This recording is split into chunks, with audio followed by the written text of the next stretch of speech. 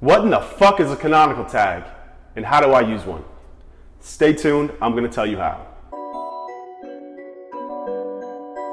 10 bands, 50 bands, 100 bands. Hey guys, how you doing? Ryan Stewart here with Weberson. Thank you for joining me live from my condo. As you can see, I'm here in my kitchen. I had this beautiful blackboard installed for my girlfriend to write down recipes to cook, but since that never happened, I use it now for my own personal shit and to make videos for you guys. So today we're gonna be talking about something that's really not sexy at all, canonical tags. We're gonna be talking about what they are and how to use them. And what I've done is I've laid out 3 of the most common scenarios and exactly how you can use them in those situations. So quickly to run you through this pretty complicated key that I've got here. Anything in blue, that means you, that's your site. Anything in red, that's another site. So jumping right on into it, the first scenario. So I saw a couple questions floating around about this the last week, and this happens if you do a lot of writing or if you have a pretty powerful blog. So when you publish a piece of content, you will get either a bunch of pingbacks or you will check a link indexer a couple days later,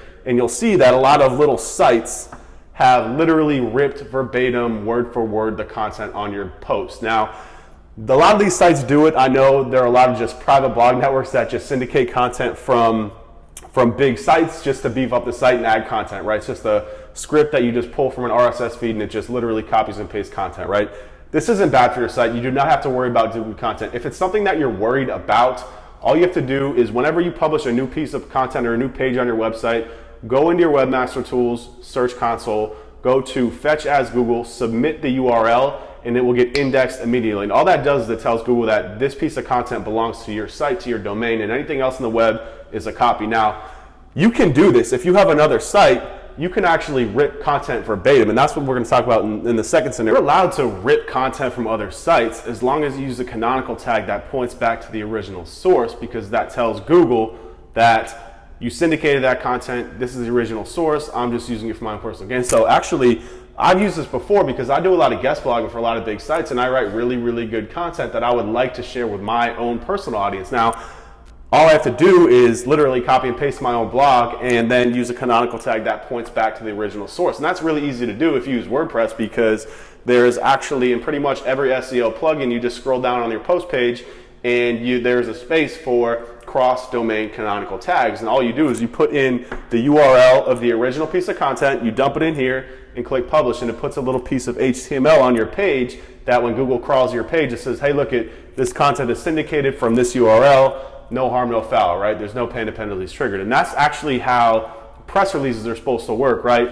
When a site like Huffington Post and Forbes and Inc., when they pick up a press release, they're supposed to point it back to the original source with a canonical tag that tells Google that when people are searching for that press release, the original press release should rank. Now, that rarely happens because those sites are big pieces of shit and they don't really care, but that's beside the point. Now, the third scenario is actually internally within your own site. And we actually use this on our own site because when you have 2 pieces of content or 2 pages on your site or multiple pages on your site that are very, very similar, you can actually use a canonical tag to tell Google which one is the authority within your site. Because, and this is where people get tripped up with Panda penalties, because they have 2 pages on their site all about SEO services. They might not be verbatim the same, but when Google is ranking one of those pages, how do they know which one is which? Because they're the same thing. They can't, so they don't rank either of them. So this actually happened with us because we believe in ranking inner pages, not home pages, right? So we have pages set up for SEO services, web design services, and our goal was to rank each of these pages for that keyword.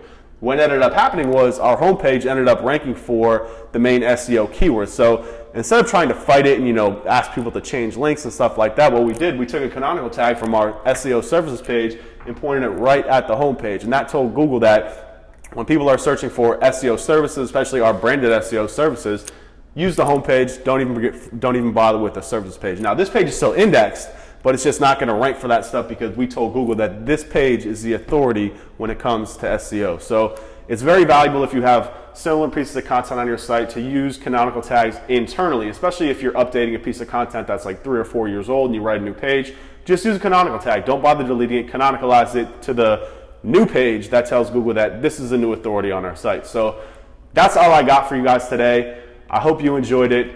I'm going to be doing a lot of these videos based on questions that you guys ask. So simply use the hashtag Ask Ryan on Twitter, Facebook, or Instagram. I'll take the question. I'll do one of these videos just for you and publish it.